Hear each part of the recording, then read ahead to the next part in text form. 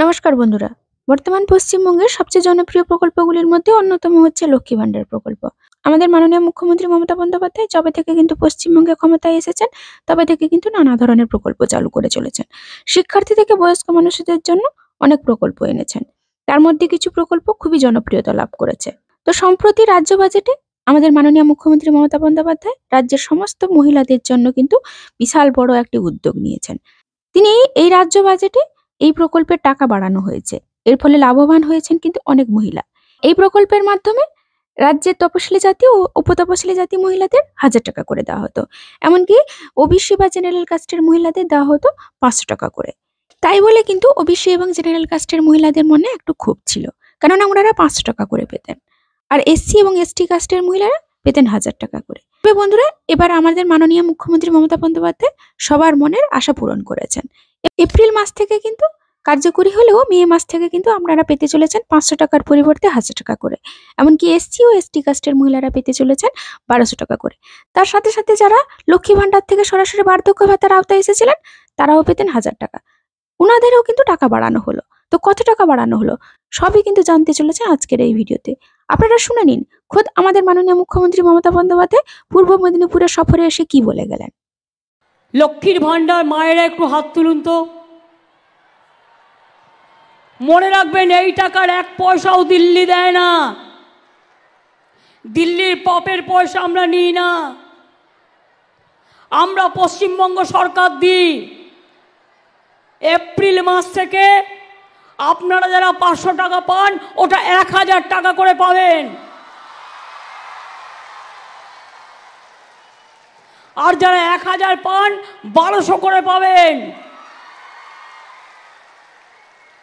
আর যতদিন জীবনে বেঁচে থাকবেন, 60 বছর হয়ে গেলেও আপনার লক্ষ্মীর ভান্ডার ফুরোবে না। 60 বছর পরেও এটা চলবে। কন্যাশ্রীতে যেমন আছে কন্যাশ্রী 1, কন্যাশ্রী 2, কন্যাশ্রী 3, লক্ষ্মীর ভান্ডার 1, লক্ষ্মীর ভান্ডার 2। আগামী দিন বিধবা ভাতার জন্য বা ওল্ড এজ পেনশনের জন্য ঘুরে বেড়াতে হবে না। এই টাকা কন্টিনিউ করবে যত দিন বাঁচবে। আরে আমরা থাকলে তবেই না এটা হবে। আর নাকি যারা মিথ্যে কথা বলে, ভেংচি কেটে চলে যায়, লোকের চাকরি খেয়ে নেয়, মিথ্যে কথা বলে ইলেকশন আসলে, ইলেকশনের আগে ঘরে ঘরে টাকা পাঠায়। 100 দিনের কাজ করার পরেও 3 বছর টাকা দেয়নি গরিব মানুষগুলোকে। আমরা যখন আন্দোলন করছি আপনাদের নিয়ে, আমরা ভাবব আজকে 100 দিনের কাজের ওটা 21 লক্ষ নয়, 59 লক্ষ লোকের টাকা আমরা পৌঁছে দিয়েছি। আমরা বলেছিলাম পৌঁছে দেব, আমরা পৌঁছে দিয়েছি। আমরা যেটা বলি আমরা সেটা করি। আগেরবার ইলেকশনের আগে বলেছিলাম জিতলে লক্ষ্মীর ভান্ডার করব। শস্য বীমা যেমন কৃষকদের দিতে হয় না, আমরা গভর্নমেন্ট থেকে দিই।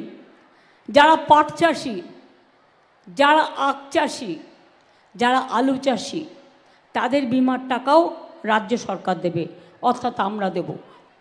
2014-15 থেকে 2021-22 সেন্ট্রাল গভর্নমেন্ট কত টাকা দিয়েছিল আবাস যোজনা প্রকল্পে? 29,834 কোটি টাকা। আর স্টেট গভর্নমেন্ট কত দিয়েছিল? 20,000 কোটি টাকা। তার মানে আমাদের থেকে মাত্র 9,000 সামথিং কোটি টাকা বেশি দিয়েছিল, যদিও তার দেওয়ার কথা ছিল আরও অনেক বেশি। এবং 2021-22 টু 2023-24 1 পয়সাও দেয়নি। ওই যে 29,000 আর আমরা 20,000 টাকা দিয়েছিলাম, বলেছে টাকা খেয়ে নিয়েছে, বাড়ি হয়নি। 43 লাখ বাড়ি হয়েছে। জবাব দিন।